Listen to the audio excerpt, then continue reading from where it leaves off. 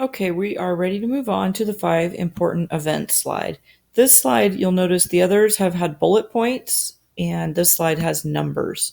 If for some reason you lose your bullet points or something, you can always just click on in the text box and add the bullet point back, and there you'll have it. And here, it looks like in some of my text boxes when I copy pasted, the bullet points went in sort of strange, or maybe this person just indented.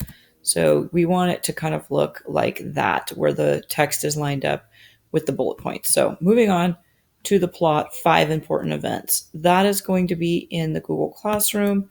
Once again, if I can get back there, and it is in the slide numbers 4 through 6 assignment plot. When you open that document, this is from a student who wrote in each of the boxes. There's slide 4 we just completed. Now we're at slide 5. Describe at least 5 important events that happen in the story. These 5 events, you're going to start at number 1 and select down to the end of the line after you've typed the sentence at number 5. These should be complete sentences, and it should be basically something happened in the beginning, something that happened in the middle, an event from the middle, an event from the middle, and finally what happened in the end.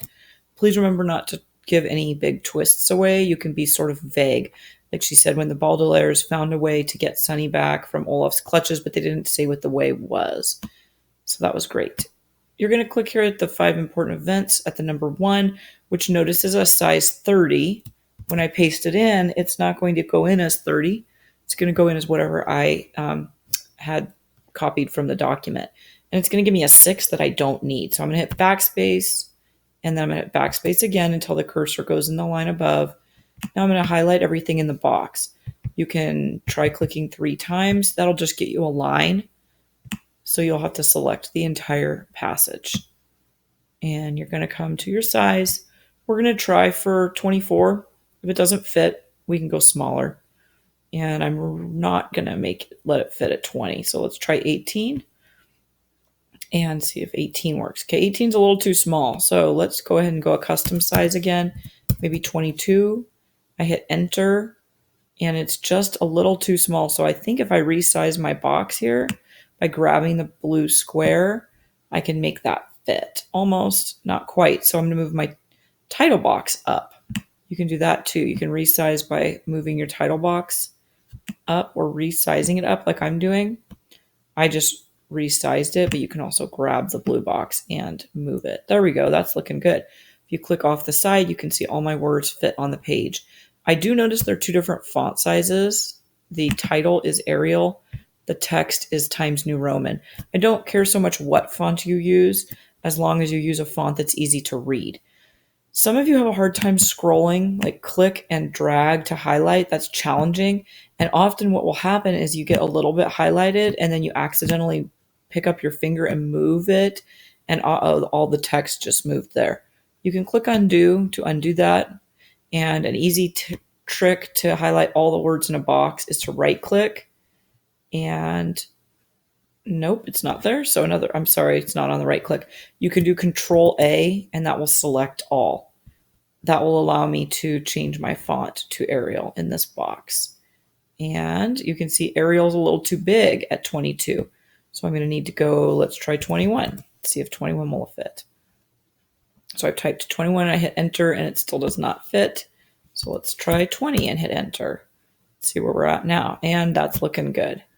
So now I have my 5 important events and they're all inserted in a way that works.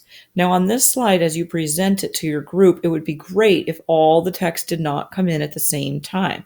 It would be nice if every time you click the mouse, one of the lines showed up. So you could talk about each one at a time. So at this point, we can add a transition. So you're going to click off the slide so that nothing is selected. If you're clicked on a box, that transition option goes away. So you've got to click off the slide into the background, and now we have the transition option. You can click Change Transition, and it says here you need to select an object to animate. We want this box to be animated. So click on the box, and now we've selected it, and we click on Select an object to animate. I like to keep it very simple and stick with fade in. When do I want it to fade in? When I click the mouse. Don't change this setting. If you do this, then it will come in and go away, and we don't want that. So leave it as on click. You can pick another transition if you wish, but keep it pretty simple right now. You can come back and change that later. We want this to come in one bullet point at a time or one number at a time, not the entire body of text. Right now, I'll show you what this will look like if we have it set up without it clicking. So here's the sample. If I click the mouse, it all comes in at once, and that's not what we want. We want each number to come in one at a time. So we need to click this important box here by paragraph. And now you can modify the speed as well, but this is set at sort of the typical average speed. It's best to leave that alone, but you can click play to sample it, and you'll see the difference. Now, when I click the mouse, there's my slide, I click the mouse, and now they come in one line at a time. That's what by paragraph means. It means every time you hit enter, a new line will come in. And that is how we will add transitions if you want different bodies of text to come in at different times. Be careful not to do fly in, fly, anything that says fly out, because then it leaves and you don't want the text to go away. You want it to come in and just stay. All right, we're ready to move on to the last plot slide now.